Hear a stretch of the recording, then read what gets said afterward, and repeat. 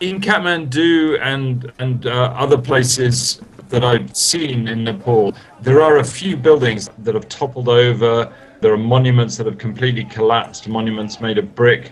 But actually, the devastation that we expected from an earthquake of this size has not really happened. But there are a lot of victims in the few buildings that did collapse. This is a very densely populated area, and it's a very densely populated city. So there are thousands of injuries. There's more than 4,000 reported dead, but it is in a tiny proportion of the buildings of Nepal and Kathmandu. The Prime Minister was quoted today as saying that it could rise to 10,000.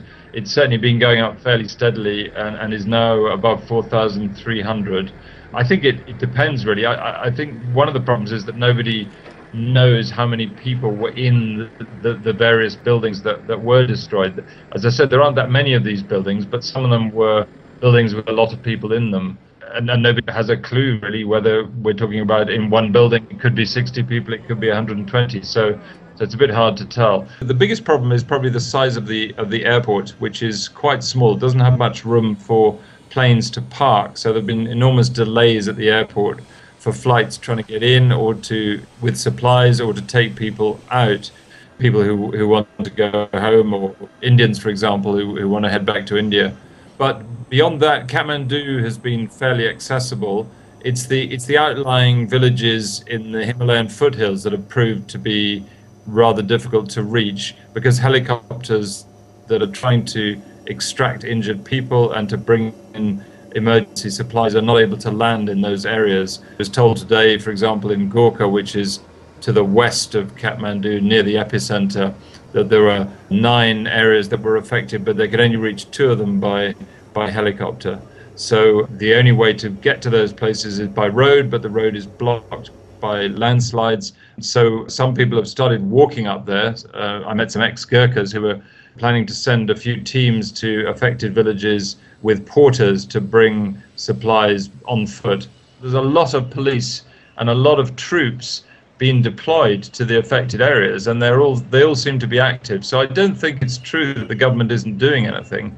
In fact, I heard the other day that the 90% of the army has been deployed to deal with this emergency, and people haven't complained to me about the lack of government intervention. I mean, this is a very poor country and it's a very weak government.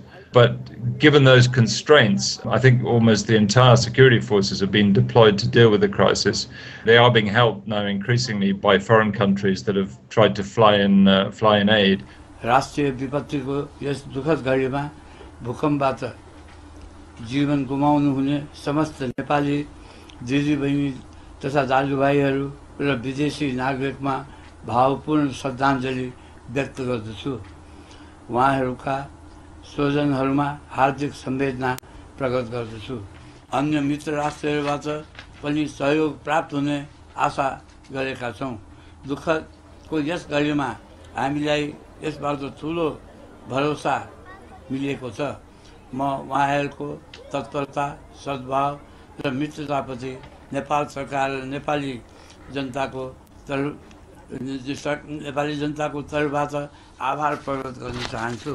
And then there are remote areas which have been hard to access, where people have been killed and people have been injured, but it's harder to assess. And also the numbers there, the absolute numbers are not likely to be that high because these places are relatively thinly populated. And also the houses tend to be made of lighter materials that might injure people but are less likely to kill them.